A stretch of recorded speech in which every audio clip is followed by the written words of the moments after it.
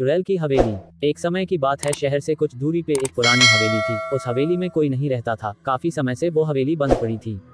उस हवेली का मालिक उसे बेचना चाहता था, पर उस हवेली को कोई खरीदने के लिए तैयार नहीं था, क्योंकि सबका मानना था कि उस हवेली में एक चुड़ैल रहती है। हवेली का मालिक उसे बहुत ही कम दाम में बेचने को तैयार था, फिर उस हवेली को किसी ने नहीं खरीदा। ये बात बाद उस शहर में रहने वाले एक हृदय रोग विशेषज्ञ डॉक्टर को पता चली।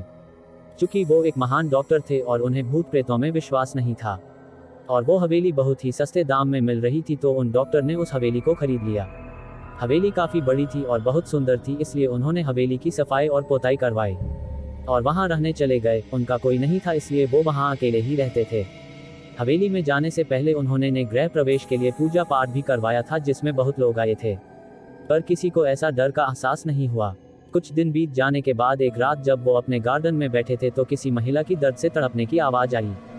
उन्होंने फौरन उस आवाज की तरफ गए और पूछने लगे, कौन है या क्या परेशानी है तुम्हें, मुझे बताओ, मैं एक डॉक्टर हूँ। पर उनको न कोई जवाब मिला, ना ही उन्हें कोई दिखाई दिया। कुछ देर बाद वो सोने चले गए। जब वो सो रहे थे तो उनके सपने में एक औरत आई और उनसे बोली, आप डॉक्टर हो, मेरे सीने में बहुत दर्द हो रहा है, मुझे दवाई दे दो। तभी अचानक से डॉक्टर साहेब की नींद खुल गई और वो वापस सो गए कि शायद हो सकता है रात के समय हुई उस घटना के कारण उन्हें ऐसा सपना आया होगा। पर उस रात के बाद डॉक्टर को हर रात सपने में वो औरत आती और उन्हें सीने में हो रहे दर्द के बारे में बताती और उनसे दवाई मांगती। डॉक्टर इस बात को समझ नहीं पा रहे थे कि आखिरकार उनके साथ ऐसा क्यों हो रहा है। इस बात का पता करने के लिए उन्होंने हवेली के पुराने मालिक को बुलाया और उससे पूछा, आखिर इस हवेली में ऐसा क्या हुआ था जिसके कारण लोग कहते हैं कि यहाँ चुड़ैल रहती है। तब उसने बताया कि काफी साल पहले इस हवेली में रहने वाली एक औरत की मौत हो गई थी। उस समय उस महिला के सीने में दर्द हुआ और वो दर्द के मारे तड़पने लगी। समय पे दवाई ना मिलने की वजह से उसकी मौत हुई। तब से लोगों का कहना है कि इस हवेली में रहने वाले लोगों से या रात के समय इस रास्ते से जो भी गुजरता है वो औरत उनसे दवाई मांगती है। अब डॉक्टर को सारी बातें समझ में आ चुकी थी कि आखिर क्यों उन्हें ऐसा सपना आता है। उस रात को डॉक्टर जब सोने गए तो उनके बेड के बगल में एक टेबल रखा हुआ था। उस टेबल पे उन्होंने सीने में दर्द की दवाई रखी और साथ में पानी का ग्लास।